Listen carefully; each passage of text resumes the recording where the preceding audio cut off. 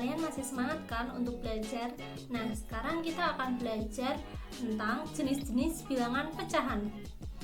Kira-kira ada apa aja ya jenis-jenis bilangan pecahan itu? Oke, kita lihat gambar-gambar di samping. Kakak punya gambar gula kemasan. Nah, di situ tertulis bahwa diskon 15% untuk pembelian 2 kemasan sekaligus. Lalu, yang kedua, kakak punya kue tar. Nah, di sini satu kue tar utuh itu dibagi menjadi 4 bagian. Nah, tapi yang tertera di sini ada 6 bagian. Berarti bentuk pecahannya 6/4 dong. Terus itu termasuk bilangan pecahan nggak? Nah, kita juga akan belajar itu nanti. Nah, kemudian yang ketiga, ini pasti udah nggak asing ya buat kalian. Kalian punya HP kan? Nah, terus kalau kalian lagi mengisi daya nih, pasti ada keterangan angka diikuti dengan simbol persentase. Nah, di sini yang kakak punya gambarnya ini adalah 69%.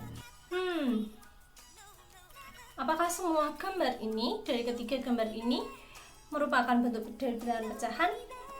Kita langsung belajar ya. Kita masuk ke jenis-jenis bilangan pecahan.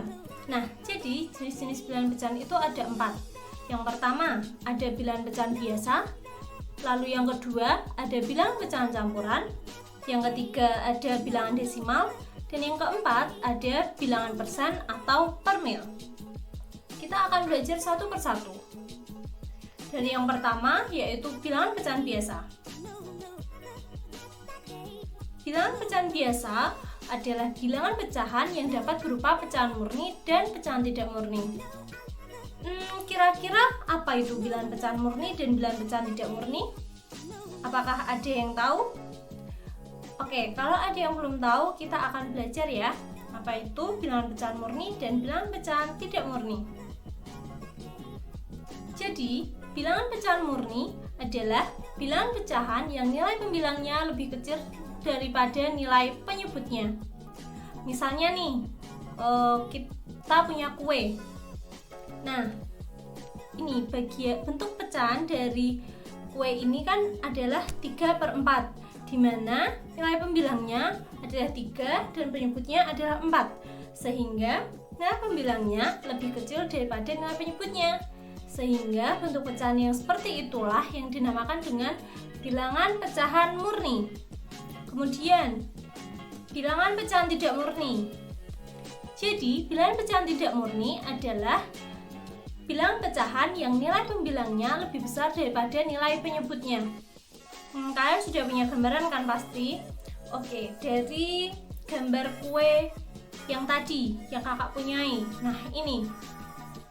Kue tersebut ada 6 bagian, sedangkan satu kue utuh itu adalah 4 bagian dari potongan-potongan kue tersebut. Sehingga bentuk pecahan dari kue tersebut adalah 6/4.